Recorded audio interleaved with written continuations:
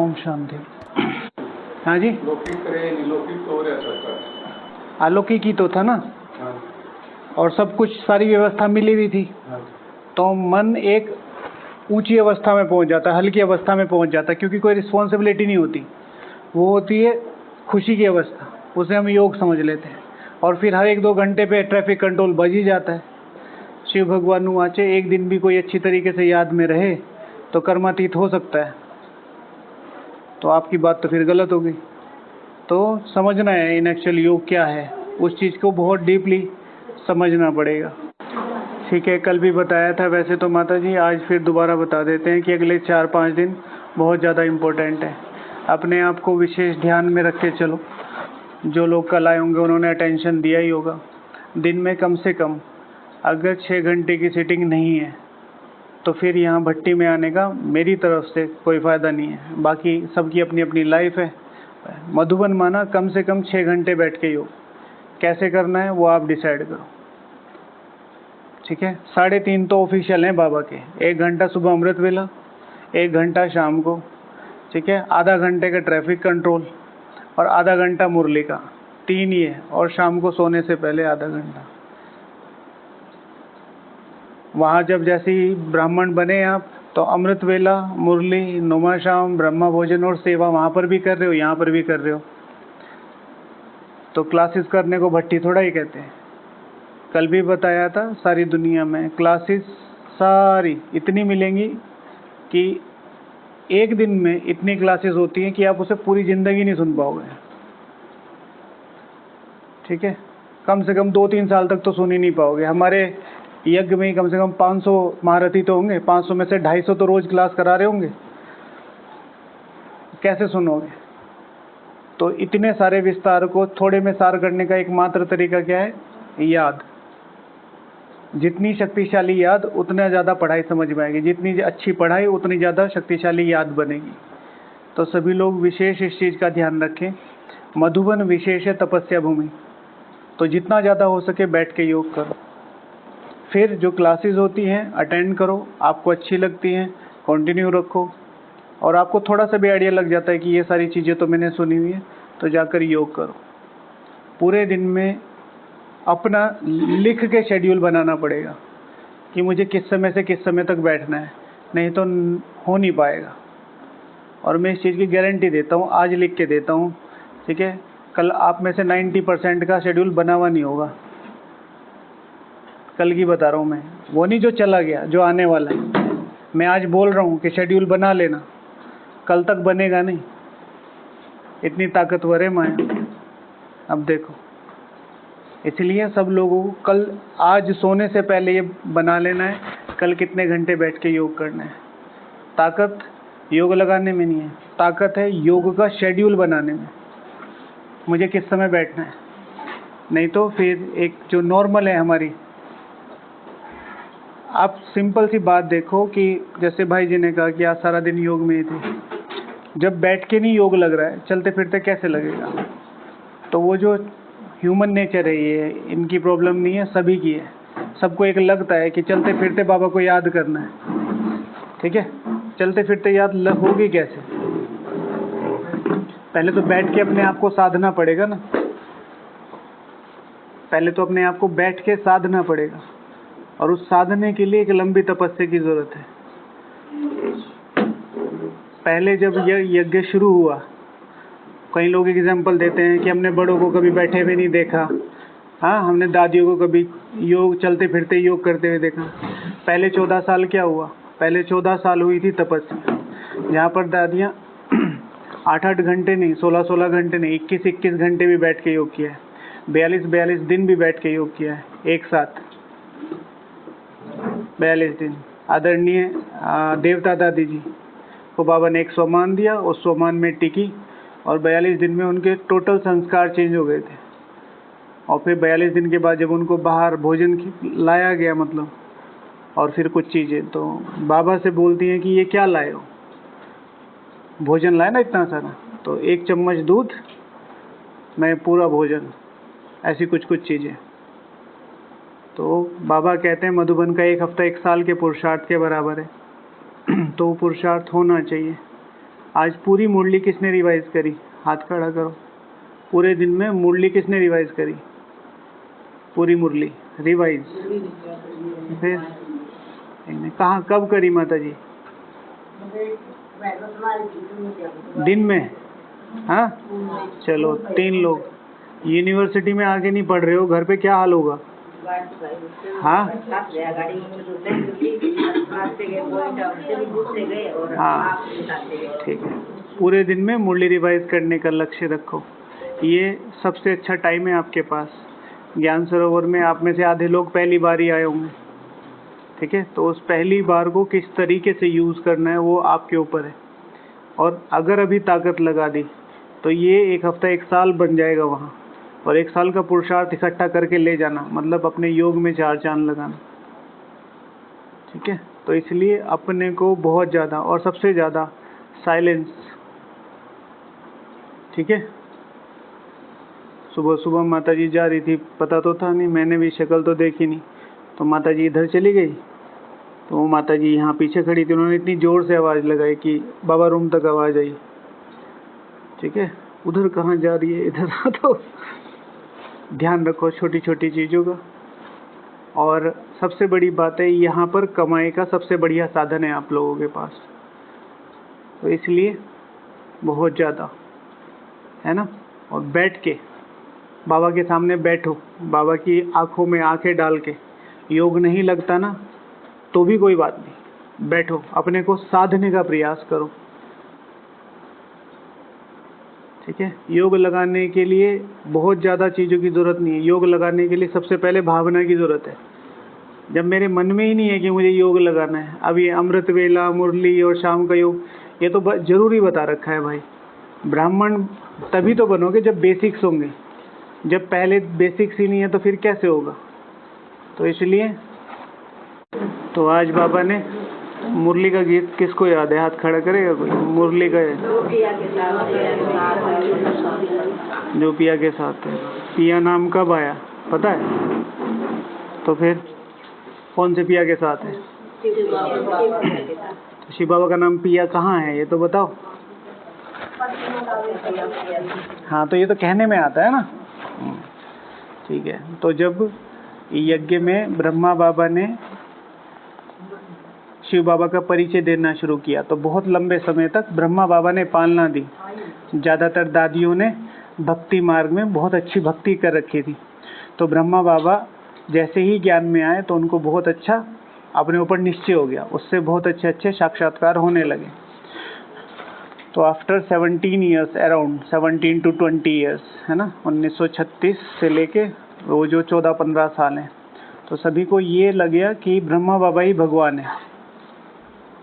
तो फिर बाबा ने अपना परिचय देने के लिए अपने आप को पुष्पा दादी के तन में अलग से, वो जो बहन थी उसका नाम था पुष्पा, तो उनको पुष्पा दादी ही कहेंगे, स्वयं भगवान अवतरित हो रहे हैं। तो जब और उनके साथ ब्रिजेंद्र दादी जी को रखा था उनकी देखभाल करने के लिए, तो ब्रिजेंद्र दादी ने शिव बाबा को प्यार से बुलाया था पीहू, ठीक है? तो वहाँ से वो नाम, एक है पीहू एक है पिया, मतलब लगभग वो वाला प्यार से बुलाते थे, तो तब से वो बाबा का नाम पड़ा। तो आज का जो गाना गीत है कि जो पिया के साथ है उसके लिए बरसात है, तो सब लोग आप लोग तो हैं ही बाबा के साथ है ना, पिया के साथ है, लेकिन कैसे कहा जाएगा पिया के साथ है? वो चीज़ मतलब उसके कुछ लक्षण तो होंगे ना भाई। जब माता जी अपने पति के साथ होती हैं कुछ लक्षण होते हैं ना, तो मैं आत्मा अपने पिया के साथ हूँ तो उसके क्या लक्षण होंगे? आप लोगों से पूछेंगे तो पॉइंट्स, किस किस ने पॉइंट्स नोट करे डायरी में, ये बताओ। विक्रम विनाश नहीं हो रहे, सपोज टू बी, पुराने संस्कार चेंज नहीं हो रहे, सपोज टू बी। वो चीज़ें जो हमसे हो सकती हैं वो तो की जाए। कभी भी किसी भी अलौकिक सभा में बिना डायरी पेन के नहीं बैठो। बाबा को जो सबसे ज़्यादा पसंदीदा चीज़ें थी पढ़ते वक्त, उसमें 2 चीज़ें, डायरी पेन और बाबा के सामने कंधा हिलाना। हाँ जी। तो अगर मैं शिव पिया के साथ हूँ तो सबसे पहले एक चीज़ ध्यान रखो, अगर मैं शिव पिया के साथ हूँ तो मैं स्वयं के साथ हूँ। जो आत्मा स्वयं के साथ नहीं है ना, वो शिव पिया के साथ हो नहीं सकती। और स्वयं के साथ होना माना अपने पर निश्चय रखना, मैं माता हूँ, मैं कुमारी हूँ, मैं कुमार हूँ, हाँ मैं गृहस्थी हूँ। बाबा का बनने के बाद हर एक आत्मा सिर्फ एक ही टाइटल है, ब्रह्मा कुमारी और ब्रह्मा कुमार, ठीक है। उसके अलावा कोई भी टाइटल आपके पास नहीं है। अगर उसके अलावा कोई भी आत्मा अपने टाइटल को स्वीकार करती है, मैं आत्मा हूँ, मैं गृहस्थी हूँ, तो ये बाबा को एक तरीके से, जैसे हमने भक्ति मार्ग में गाली दी अनजाने में, ऐसे हम बाबा को एक तरीके से डिफेम करते हैं। गाली तो क्या देते हैं, मैं तो माता हूँ, मैं तो गृहस्थी हूँ, मैं कैसे करूँ। तो ब्रह्मा कुमारी लिखना बंद करो, ठीक है। हम तो बी के वाले, तो आप बी के वाले नहीं हो, फिर अपने को कहो मैं तो माता हूँ, भगवान को जानती मानती हूँ लेकिन माता हूँ। इसीलिए बाबा ने यहाँ आके आपको ये जो युग दिया, हर एक आत्मा सिर्फ ब्रह्मा कुमार और कुमारी है। जो आप लोगों को सिस्टम चलाने के लिए टाइटल दिया अधर कुमार अधर कुमारी, वो शरीर के आधार पर दिया है, उसकी कोई बेसिक आइडेंटिटी नहीं है। वास्तव में अधर कुमारी और अधर कुमार कोई भी आत्मा, चाहे वो समर्पित है, जैसे मैं समर्पित ब्रह्मा कुमार हूँ और मैं यहाँ यज्ञ में रहते हुए अपनी आधी धारणाओं में चल रहा हूँ। अमृत वेला किया, मुरली की, हाँ सेवा की नहीं की। तो कोई भी आत्मा जो अपनी आधी धारणाओं पर चलती है उसको क्या बोलते हैं, अधर कुमार और अधर कुमारी। और कोई भी आत्मा जो अपने को फिजिकल अपीयरेंस के आधार पर, जैसे आपको नहीं पता था उस समय शादी हो गई, बाबा का परिचय, तो ये आपका टाइटल नहीं है अधर कुमार। सिस्टम को चलाने के लिए लिखा जाता है, वहाँ तक ठीक है। आत्मा में स्वीकार नहीं करना। जैसे ही आत्मा में स्वीकार करते हैं तब आत्माएं क्या बनती हैं, कमज़ोर। यज्ञ की अगर नींव खोद के देखोगे तो सबसे ज़्यादा कौन मिलेंगे, हाँ माताएं। और हम सीधा सा एक टाइटल बोल देते, भाई जी हम तो गृहस्थी, हम कैसे करें। आप नहीं चाहते उठना, भगवान तो उठाने के लिए ही आया। इसीलिए आज के बाद किसी को मत बोलना, और ये चीज़ दिमाग में समझने की है। दीदी को जाके मत बोलने लगना, ठीक है। मैं तो ब्रह्मा कुमारी हूँ, दीदी मुझे कुमारी बुलाया करो, ये यहाँ स्वमान की बात है। ऐसे ही आप किसी को बोल दोगे कि आप तो आधी धारणाओं पर चलते हो, आप अधर कुमार हो, नहीं। बस देख के ये समझो कि हमें बहुत चांस है। और मैं आज की डेट में, आज 25 तारीख है ना, 24, मैं आज की डेट में कहता हूँ कोई भी माता, कोई भी कुमारी, कोई भी कुमार आज से भी शुरू करे ना, तो वो जो ऊंच माला है, ठीक है, जो आपने भुला दी कि अरे इसमें आना कितना मुश्किल है, बहुत आसान है, आज की बात करता हूँ। लेकिन उसमें एक ही चीज़ ध्यान रखनी पड़ेगी, दूसरों की कमियों से सीखना, ऑब्जर्वेशन। जैसे कि ना आपको लगता है कि जैसे इन्होंने रूम में कोई गलती कर दी और मैंने रिएक्शन नहीं दिया, और मैंने ये समझ लिया कि ये गलती अगर ये करता है तो दूसरे के संकल्प चलते हैं, मुझे नहीं करनी है, तो आप बहुत जल्दी माला में आ सकते हो। और अभी पूरा चांस है। मैं हमेशा कहता हूँ संगम का सबसे बेस्ट टाइम चल रहा है, खासतौर से जब से दादी गुलजार जी अव्यक्त हुए और अब ये जो टाइम चलेगा, ठीक है। तो जो पिया के साथ है वो स्वयं के साथ होगा, स्वयं पर निश्चय होगा। अगर कोई भी आत्मा ये कहती है ब्राह्मण बनने के बाद कि मैं सर्वोच्च माला में नहीं आ सकती, तो वो भगवान को डिफेम करती है, भगवान की ग्लानि करती है। आज की मुरली में बाबा ने 33 टाइम्स बोला है कि तुम माला में आ सकते हो, ठीक है। शिव भगवान उवाच, सबसे पहली लाइन मुरली की कौन बताएगा, बोलना नहीं, हाथ खड़ा करके बताओ। मुरली की, मीठे बच्चे नहीं, मुरली की पहली लाइन। हाँ माता जी ना, हाँ जब मुरली शुरू होती है, जब मुरली शुरू होती है, हाँ डबल ओम शांति पावन। मैं भी सोमानधारी हूँ और तुम बच्चों को भी सोमान। पहुँचे नहीं, हाँ क्या ये बाप स्वधर्म में टिके हुए हैं और ये बाप स्वधर्म में टिकाते हैं, ठीक है। तो शिव भगवान वाच जो सबसे पहली लाइन है, जब भी आप कोई भाषण शुरू करते हो तो उसके जो पहले 5 मिनट होते हैं आप सोचते हो ज़्यादा से ज़्यादा इफेक्टिव हो, है ना। तो इसी तरीके से एक बाप स्वधर्म में टिके हुए हैं, दूसरा बच्चों को कहते हैं अपने स्वधर्म में टिको और बाप को याद करो। स्वधर्म हाथ खड़ा करके बताएंगे कि स्वधर्म क्या है। आत्मा का स्वधर्म क्या है? हाथ खड़ा करेंगे, बोलेंगे नहीं, हाथ खड़ा करके बताओ, कौन बोलेगा? हाँ माता जी, आत्मा का स्वधर्म क्या है? रॉन्ग आंसर है। और बताओ। ठीक है, जो कह रहे हैं हमारा शांत स्वरूप है वो हाथ खड़ा करो। जिसका स्वधर्म शांत स्वरूप है हाथ खड़ा, अरे ऊंचा हाथ खड़ा करो। बाबा ये वाला हाथ कौन सा है? द्वापर युग वाला हाथ है। अभी अभी बाबा ने संडे की मुरली में बोला था। मतलब कि जो भी हम बोल रहे हैं 50-50 है, हम आ भी सकते हैं, हम आ भी नहीं सकते। और ये वाला हाथ है सतयुग वाला हाथ। ठीक है, अच्छा तो बताओ, आपने हाथ नहीं खड़ा किया, आपका स्वधर्म क्या है?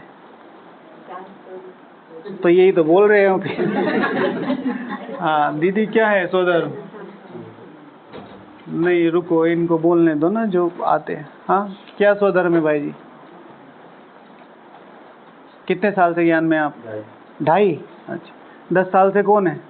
10 साल से ज्ञान में। बताओ माता जी, स्वधर्म क्या है? Wrong answer. 15 साल वाले? 15 साल वाला कौन है? 15 साल वाला कोई नहीं है? अच्छा आपका तो पहले ही गलत हो गया। अच्छा 20 साल वाला कोई है? हाँ हाँ। अच्छा आपका स्वधर्म क्या है? आत्मा का स्वधर्म क्या है? रॉन्ग। ठीक है, तो 99% हमारे ब्राह्मणों में मेन प्रॉब्लम क्या है? सब हर एक आत्मा 8 में आ सकती है, सिर्फ कॉन्सेप्ट क्लियर नहीं है। अभी मुरली ने भी बताया था भाई जी, ब्राह्मण धर्म। ब्राह्मण आत्मा का स्वधर्म है संपूर्ण पावनता। स्वधर्म क्या होता है? जिस धर्म के लिए आपको लड़ना है। अब आप में आत्मा का मूल स्वरूप है शांत स्वरूप। ब्राह्मण आत्मा का स्वधर्म है पावनता। आप ब्राह्मण क्यों बने? शांत बनने के लिए। कोई आंसर आए थे फिर वो दोनों तो अच्छा कौन सा फिर शांति नहीं। मेरा भी ऐसे ही होता था माता जी, एग्जाम हॉल से बाहर निकल के अरे ये तो मुझे सब आता था। नहीं, दोनों आंसर आए थे, पावनता। अच्छा पावनता नहीं, संपूर्ण पावनता। क्योंकि पावनता में भी अगर पहली 9 लाख आत्माओं को देखें तो 9 लाख आत्माओं में प्रजा की प्रजा भी पावन होगी, लेकिन संपूर्ण पावनता सिर्फ और सिर्फ श्री लक्ष्मी श्री नारायण के पास होगी। अच्छा कैसे? दुनिया की कोई भी आत्मा है, जब भी विनाश होगा, ट्रांसफॉर्मेशन होगी, हर एक आत्मा अपने शांत स्वरूप में टिक जाएगी और उसका संपूर्ण स्वरूप, उसके मुख्य 7 गुण उसमें ऑटोमेटिकली इमर्ज हो जाएंगे। और जब वो आत्मा धरती पर आएगी तो उस संपूर्ण पवित्रता और 7 गुणों के आधार पर सतो रजो तमो से होके गुजरेगी। तो जब ये हमें फ्री में ही मिल रहा है, थोड़ी सी सजाएं तो खानी पड़ेंगी, तो हम इतना पुरुषार्थ क्यों कर रहे हैं? तो हर एक ब्राह्मण आत्मा का स्वधर्म है पावनता। ठीक है, उसमें मेरा मूल स्वधर्म है शांति। ठीक है, तो जैसे परम धाम में जाने की एलिजिबिलिटी क्या है, रिक्वायरमेंट क्या है? संपूर्ण पवित्रता। ठीक है, और स्वर्ग में आने की, परम धाम में जाने की रिक्वायरमेंट है ना भाई, आपको यहाँ आना है तो क्या चाहिए? दीदी का लेटर चाहिए। ठीक है, लेकिन मधुबन निवासी बनने के लिए क्या चाहिए? तपस्या। आ जाओ, रह जाओ, कुछ कर नहीं रहे तो अपना ही भाग्य नीचे गंवा रहे। इसी तरीके से परम धाम में जाने की रिक्वायरमेंट क्या है? संपूर्ण पवित्रता। लेकिन स्वर्ग में आने की रिक्वायरमेंट क्या है? संपूर्ण पावनता।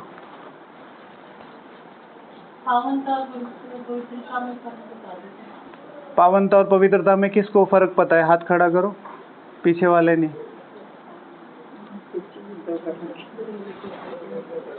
हाँ वही तो इधर से दिख रहा है। हाँ, पावनता और पवित्रता में किसको पता है फर्क? नहीं पता है।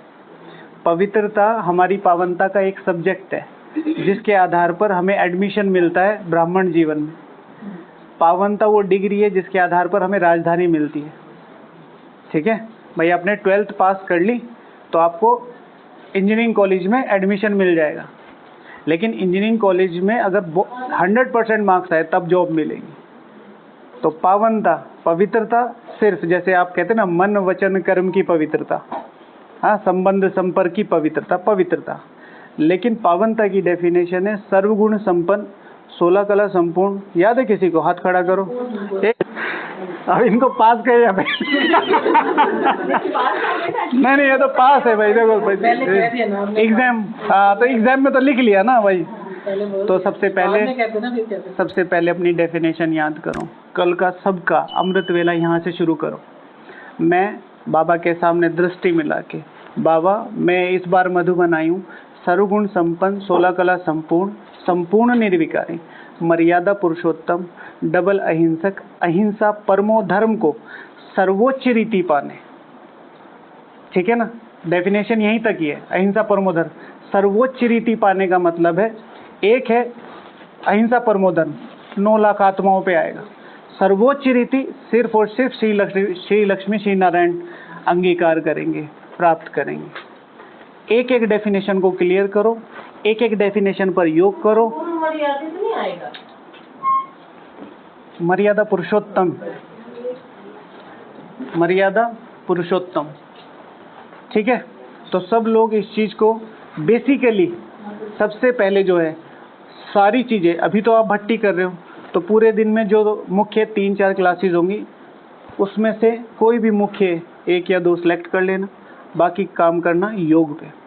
फिर घर जाने के बाद कम से कम 1 महीना, बस 1 महीना आपसे रिक्वेस्ट है, यहाँ जगह है, ठीक है, 1 महीना सिर्फ मुरली पर काम करना।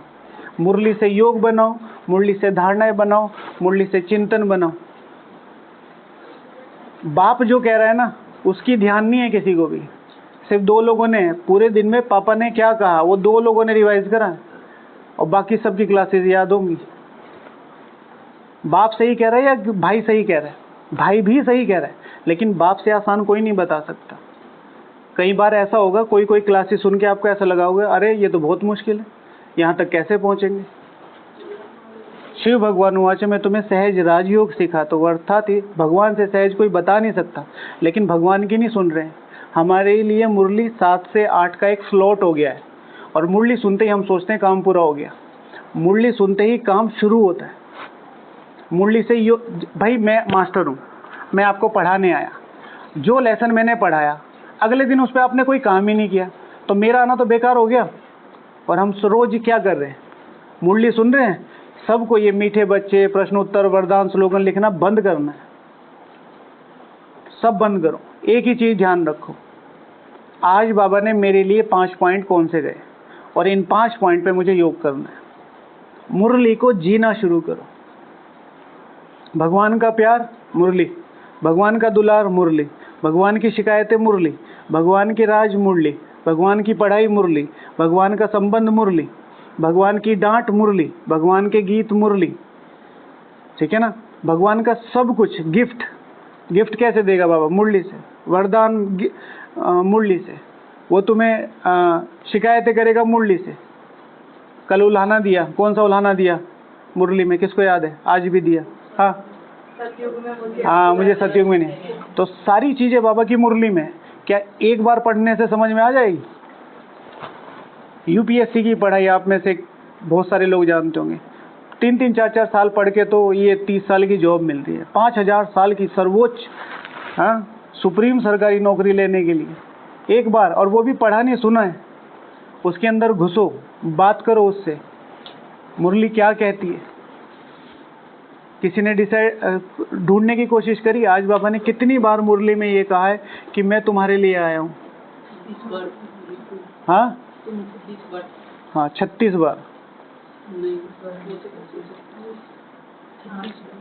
36 बार।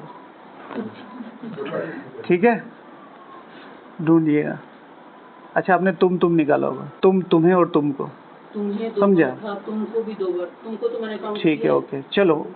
तो मेन है कि मुरली को समझना। ठीक है, आज बाबा ने बाप शब्द 38 बार बोला। एक सुप्रीम टीचर बैठ के, ट्रैफिक कंट्रोल हो रहा है, 1 minute traffic control. Om Shanti. Supreme teacher स्वयं क्लास में आके, सपोज टू बी आप मम्मी हैं या आप पापा हैं, आपका बच्चा क्लास में पढ़ रहा है और आप बार बार कह रहे हैं कि मैं तुम्हारी मम्मी हूँ पढ़ लो, मैं तुम्हारी मम्मी हूँ पढ़ लो, तो और स्टूडेंट को अच्छा लगेगा? लेकिन आपकी समझ में आ रहा है मम्मी क्या कहना चाह रही है। सुप्रीम टीचर एक ऑफिशियल क्लास में, मुरली ऑफिशियल क्लास है, और 40 बार ये कह रहा है मैं बाप हूँ, मैं बाप हूँ, मैं बाप हूँ। तो इसका मतलब क्या है? इसका समझने का मतलब, मैं कहने का मतलब क्या है? तो तुम मेरे से वो रिलेशन बना के पढ़ोगे तो तुम्हारी चीज़ें समझ में आ जाएंगी। तो इसलिए मुरली पर बहुत फोकस करो।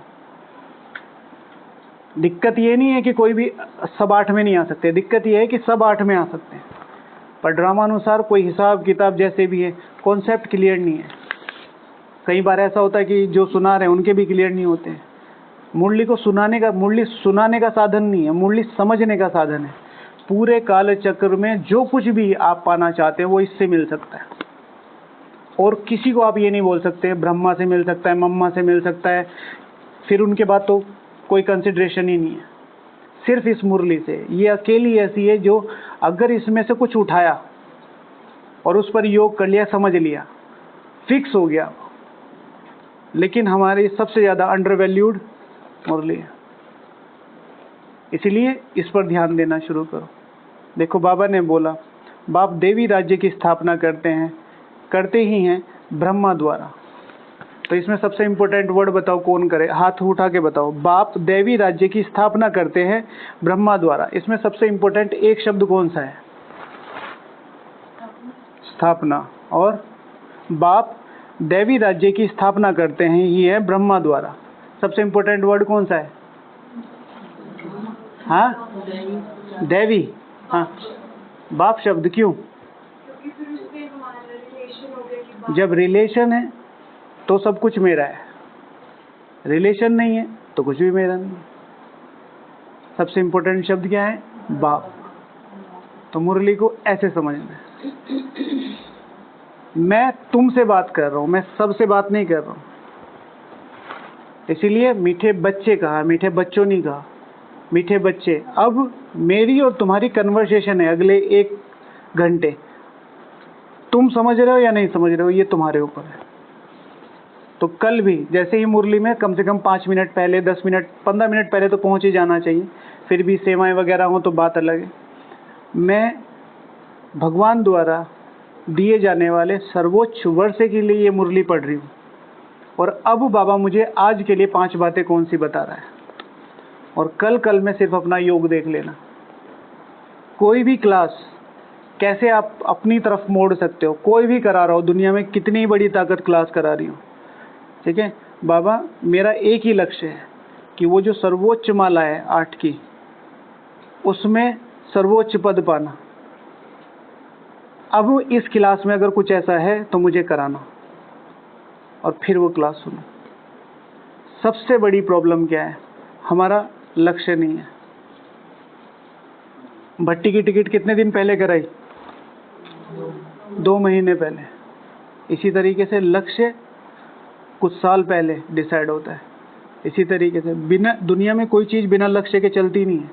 जैसे अभी आप भोजन कर रहे होंगे तो किसी ने क्या होगा, भाई जी क्लास होती है, तो फटाफट आए, फटाफट खाया, फटाफट रूम में गए, फिर तैयारी करी, फिर इधर आ गए। लक्ष्य कब बना लिया था? 8, साढ़े 8, या कई बार दिन में भी बना लिया होगा, तो यहाँ तक का टाइम मिल गया। फिर किन्होंने सोचा होगा अरे चलेंगे नहीं, वो रह गए होंगे। फिर जिनको जो प्राप्ति हो रही वो उनको पता है। बिना एम एंड ऑब्जेक्ट की चीज़ें आगे नहीं बढ़ती। इसलिए जो पिया के साथ है वो सबसे पहले अपने साथ होगा। अपने पर निश्चय रखो।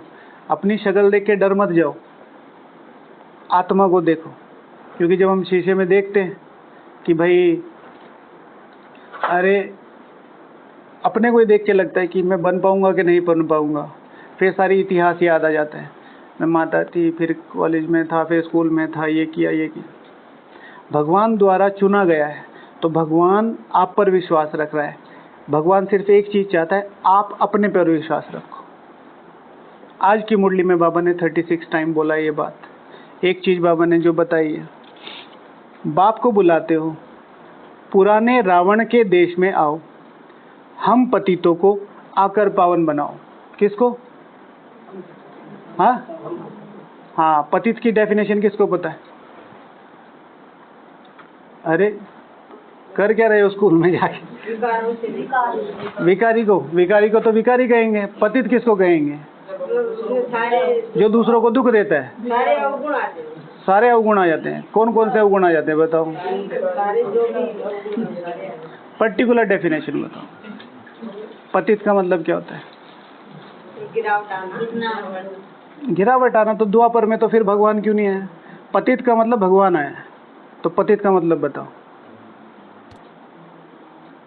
500 विकार होगा ही। तो उसे हाँ नहीं ठीक बोला है, 5 विकार होते हैं, ठीक है। ज्यादा और नीचे गिर ही नहीं सकते, इतने गिर गए। हाँ तो किससे ज्यादा नहीं गिर सकते ये तो बताओ। मतलब जो लिमिट है वो क्या लिमिट है, क्या लिमिट है? बाप के आने से पहले की तो ठीक है, जो विकार में जाते हैं उनको बोलते हैं भ्रष्टाचारी। शिव भगवान उवाच मुरली में, जो अपने बाप को गाली देने लग जाते हैं उनको बोलते हैं पतित। विकार में तो हम कब से जा रहे होंगे? द्वापर युग से। काम क्रोध लोभ मोह। बाबा ने कोई इतना सीरियस, ठीक है भाई, जब तुम मुझे ही गाली देने लगे याद ही होगी ये मैंने तुम्हें, जब पहली बार बाबा धरती पर आया होगा, आंख खोली होगी ब्रह्मा के तन में, भाई क्या हालत कर दी तुमने इसकी, है ना? सोचो, बाबा को सोच के देखो, बाबा ने आंखें खोली और देखा होगा क्या हालत बना दी। जैसे आप कई बार घर चले जाते हो, आपके छोटे बच्चे घर में हैं और फिर आके देखते हैं, तो फिर आप देखते हो ये मेरा ही घर है, ठीक है, होता है ना? तो यही हालत हो रही है। तो पतित अर्थात जो अपने बाप को गाली देने लग जाते हैं। तो तुमने बुलाया किसको? बाप को। हम पतितों को पावन बनाओ। तो जिस एस्पेक्ट में मैं बोल रहा था कि अपने ऊपर निश्चय करना, इतना पतित बनने के बाद भी भगवान इन 800 करोड़ आत्माओं में एटलीस्ट मेरे पे ट्रस्ट कर रहा है। तो आप अपनी इस शक्ल, अकल, पैसे, पहुंच, एरिया, सेंटर, किसी चीज को मत देखो। आप इस आत्मा की चमक पर विश्वास रखो। आप अपने मकान के मालिक छोड़ो, आप अपने मकान के किराएदार को ढूंढते हुए 100 बातें चेक करवाते, कहाँ से आया है, क्या नाम है, कौन से रिलीजन का है, ठीक है कि नहीं। भगवान अपनी सर्वोच्च संपदा का अधिकारी आपको बनाने के लिए चुना है। सर्वोच्च संपदा, सर्वोच्च पावनता, सर्वोच्च राजधानी, सर्वोच्च सतोप्रधान प्रजा, और 1-2 साल के नहीं, कम से कम ये तो वो है जिसमें बाल टूटने तक का दुख नहीं है, 2500 साल। तो कैसी आत्माओं को चुना होगा भाई? आप में से बहुत सारे रिस्पॉन्सिबल होंगे ना, आपके बच्चों के रिश्ते कराए होंगे कभी ना कभी, तो बहन का हो या भाई का हो, तो पढ़ी लिखी भी होनी चाहिए, सुंदर भी होनी चाहिए, फिर चला के भी देखते हैं, फिर एक बार उनके यहाँ खाना भी खा आते हैं, ठीक है, फिर दहेज की भी बात थोड़ी हो जाती है, फिर रिश्तेदारी में भी पूछ लेते एक बार। एक साधारण बुद्धि एक साधारण जन्म के लिए एक साधारण सिलेक्शन कर रही है, और वो भी पतितता के स्तर पर, तो कितनी चीजें देख रही है। तो भगवान ने जब मुझे देखा तो भगवान ने क्या सोच के मुझे सिलेक्शन किया होगा? सर्वोच्च संपदा, सर्वोच्च प्रजा, हाँ, सर्वोच्च राजधानी, और उसने कहा कि ये मेरे काम का है। बट मैं क्योंकि गांव में जन्मी हूँ, मैं क्योंकि अनपढ़ हूँ, या मैं क्योंकि अभी बहुत बूढ़ी हो गई, या मैं माता हूँ और मैं अपने पे विश्वास नहीं कर रही हूँ, इसीलिए भगवान ने, आप में से किसको याद है, अव्यक्त वाणी है, आखिर में माला में कौन आएंगे? 3 रीजन बताए हैं, 3 मुख्य कारण बताए हैं। किसको पता है माला में आने के 3 मुख्य पुरुषार्थ? किसको याद है? तो माला में आएंगे वो नहीं जिन्होंने बहुत सारे सेंटर्स खोले, या बहुत सारे बड़े बड़े ग्रुप्स मधुबन में लेके आए, या बहुत परिचय दिया, या हवाई जहाज से पर्ची गिराए। बाबा ने 3 मुख्य कारण बताए हैं जो माला में आएंगे। कितना ब्राह्मण बनने के बाद सुख कितनों को दिया? कितनों को आप समान बनाया? और तीसरा,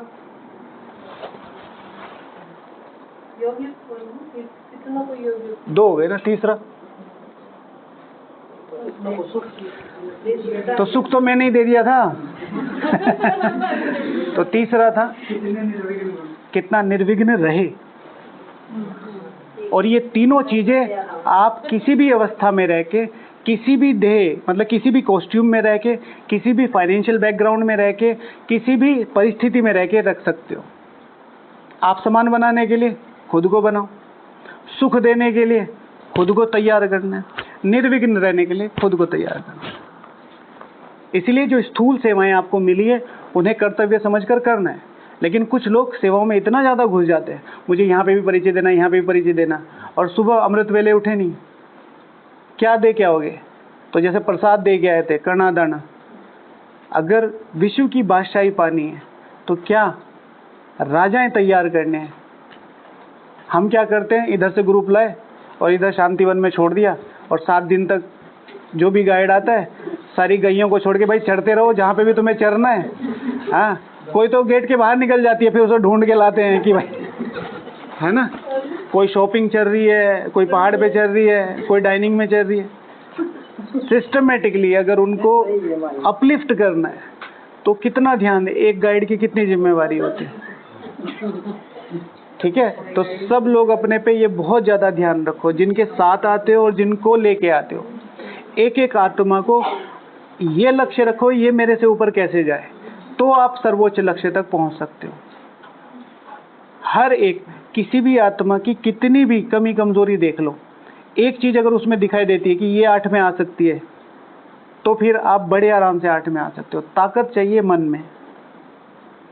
इसलिए स्वयं पर निश्चय जो पिया के साथ है, परिवार पर निश्चय।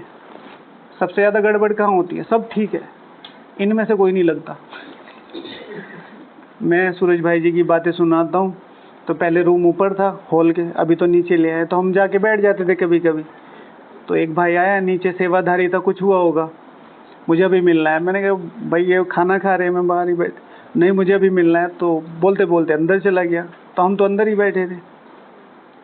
भाई जी ऐसे खिचड़ी खा रहे, क्या हुआ, क्या हो रहा है ये भाई जी, आप करते क्यों नहीं? योगी छोड़ो, नहीं देवता छोड़ो, और विश्व की बादशाही छोड़ो, और वो छोड़ो, यहाँ वो इंसान तो, योगी तो छोड़ो, इंसान नहीं दिखाई देते। हुआ कोई संस्कारों की टक्कर हो जाती है। ऐसे भाई साहब बिल्कुल नॉर्मल खिचड़ी। अरे फला, योगी को देखने के लिए योगी की आंखें चाहिए होती हैं। शिव भगवान आज दृष्टि से सृष्टि है। अगर मुझे इनमें कोई कमी दिखाई दे रही है तो ये इनमें नहीं है, ये मेरे में है। मेरा योग चेक हो रहा है ना। बाबा क्यों नहीं देख पाता आप में कोई कमी? क्यों? अपनी संपूर्ण पावन स्थिति में मुझे दिखाई देता है, ये ज़्यादा बोलती है, ये सुबह उठती नहीं, ये सुबह को जल्दी उठ जाती हैं, ये तो योगी करती रहती है, ये योगी नहीं करती। 70 प्रॉब्लम है। अब वो सारी प्रॉब्लम यहाँ है क्योंकि मेरा योग नहीं है। तो हमेशा एक डेफिनेशन क्रिएट कर लो, जब भी मेरा किसी को देख के संकल्प चल रहा है तो मेरा योग चेक हो रहा है। अब अगर मैं चुप रह पाती हूँ तो मेरा योग ठीक है, अगर मैं चुप नहीं रह पाती तो अपना योग बढ़ा दो, इधर उधर नहीं। बस इतना सा तरीका है योग बढ़ाने का। टाइम क्या हो गया? अच्छा चलो 1 मिनट है, पूरा करते हैं। तो अगर मैं पिया के साथ हूँ तो मुझे स्वयं पर निश्चय होगा, परिवार पर निश्चय होगा, मधुबन पर निश्चय होगा। मधुबन में आते ना, किसी को अकोमोडेशन थोड़ी ऐसी मिली होगी, किसी को ऊपर नीचे मिल गई होगी, किसी को भोजन, 5 दिन की बात है, भगवान के घर में आए हो, मिल रहा है। मैं आज लिख के देता हूँ, अपनी डायरी पे डेट के साथ लिख लेना। अगले कुछ समय में आने के बाद आप लोगों को मिसाल दोगे कि हम यहाँ 5-5 दिन रुकते थे। ये मिसाल दोगे आप दुनिया को, और दुनिया वाले यकीन नहीं करेंगे, दुनिया वाले यकीन नहीं करेंगे। आप ज्ञान सरोवर में 5 दिन, हाँ ठीक है। इसलिए जो मिला है वहाँ देखो, मंदिरों वगैरह में तो गए होंगे ना, कैसे खड़े रहते थे लाइनों में। अभी कम से कम सोने को तो जगह मिल रही है, खाना भी ठीक ठाक ही बना लेते हैं हम लोग, है ना? ठीक है ना? ठीक है। बाकी 2-4 दिन की बात है, सिर्फ तपस्या। जहाँ पर भी आपको लग रहा है ना कि ये चीज़ नहीं होनी चाहिए, योग चेक हो रहा है, ये बेड ठीक नहीं है, ये ठीक नहीं है, 5 दिन के लिए आप क्या तपस्या है। बाकी तो फिर आप अपने शीश महलों में ही, ठीक है। और घर पर रह के कितनी तपस्या कर पाते हो? क्यों? क्योंकि सुख ही सुख है। यहाँ विशेष जो भी परिस्थिति आ रही है योग के लिए आ रही है। बाकी कल के लिए विशेष सभी को बैठ के अच्छे से अच्छा योग करना है।